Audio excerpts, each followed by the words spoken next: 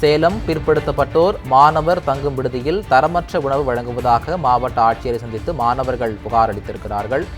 சிறைச்சாலையில் வழங்குவதை போன்று தீஞ்ச சோறும் தண்ணீர் சாம்பாரும் மட்டுமே விடுதியில் வழங்கப்படுவதாக வீடியோ ஆதாரத்துடன் குற்றச்சாட்டிருக்கிறார்கள். அரசு விடுதியில் வழங்கப்படும் உணவு சாப்பிடவே முடியாத அளவிற்கு மோசமாக இருப்பதாக மாணவர்கள் வேதனை தெரிவித்துள்ளனர். அரசு விடுதியில் விண்ணப்ப கட்டணம் என்ற பெயரில் ரூபாய் 1500 முதல் ரூபாய் 3000 வரை வசூலிக்கப்படுவதாகவும் மாணவர்கள் குற்றம் சாட்டியுள்ளனர். இது பற்றிய மேலும் விவரங்களை வழங்குவதற்காக எமது சேலம் செய்தியாளர் சக்திவேல் இணைப்பில் இருக்கிறார். சக்திவேல், வணக்கம். அரசு மாணவர் தங்கும் விடுதியில் உணவு தரமற்று வழங்கப்படுவதாக மாணவர்கள் புகார் தெரிவித்தார்கள். இது பற்றிய கூடுதல் விவரங்களை பதிவு பண்ணுங்க. வணக்கம் மாத்தல்.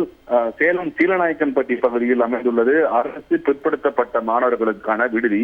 இந்த விடுதியில் சேலம் மட்டுமல்லாமல் பல்வேறு மாவட்டங்களைச் சேர்ந்த சுமார் 70க்கும் மேற்பட்ட மாணவர்கள் தங்கி பயின்று வராங்க. இந்த மாணவர்களுக்கு கடந்த சில நாட்களாக, கடந்த ஒரு மாத காலமாக முறையாக உணவு வழங்கப்படவில்லை. இப்படி வழங்கப்படக்கூடிய உணவிலும் முறையான அந்த சுத்தம் இல்லை என்று கூறி நேற்று சேலம் மாவட்ட ஆட்சியர் அலுவலகத்தில் அந்த பாதிக்கப்பட்ட மாணவர்கள் சுமார் 20க்கும் மேற்பட்ட மாணவர்கள் மாவட்ட ஆட்சியர் அலுவலகத்தில் புகார் மனு அளித்துள்ளனர். அந்த வீடியோ ஆதாரங்களுடன், அதாவது அவர்களுக்கு வழங்கப்படுகின்ற உணவு குறித்து, அதாவது சாப்பாடு மற்றும் சாம்பார் உள்ளிட்ட உணவுகளின் வீடியோ ஆதாரங்களுடன் மாவட்ட ஆட்சியரிடம் புகார் மனு அளித்துள்ளனர்.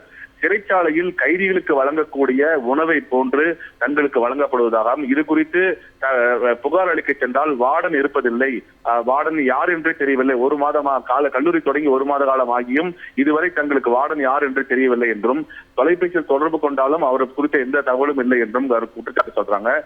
அரசு பிற்படுத்தப்பட்ட மாணவர் விடுதியில் உணவு தரவாக இல்லை, அதே போன்று அடிப்படை வசதிகள் முறையாக இல்லை என்ற குற்றச்சாட்டு மாணவர்களிடையே எழுந்து வருகிறது. இது குறித்து மாவட்ட நிர்வாகத்திடமும் பிற்படுத்தப்பட்ட நலத்துறையிடமும் பல முறை தொலைபேசி வாயிலாக புகார் அளித்தும் எந்த நடவடிக்கையும் எடுக்கப்படாததால் இன்று நேரடியாக இந்த புகார் மனு அளித்துள்ளனர். இவர்களுக்கு உணவு முறையாக வழங்கப்படும், தரமான உணவு வழங்கப்படும் என்பதை இவங்களுக்கு கோரிக்கையா இருக்கிறது. ஆஷல், விரிவான விவரங்களை வழங்கியதற்கு நன்றி சக்திவேல்.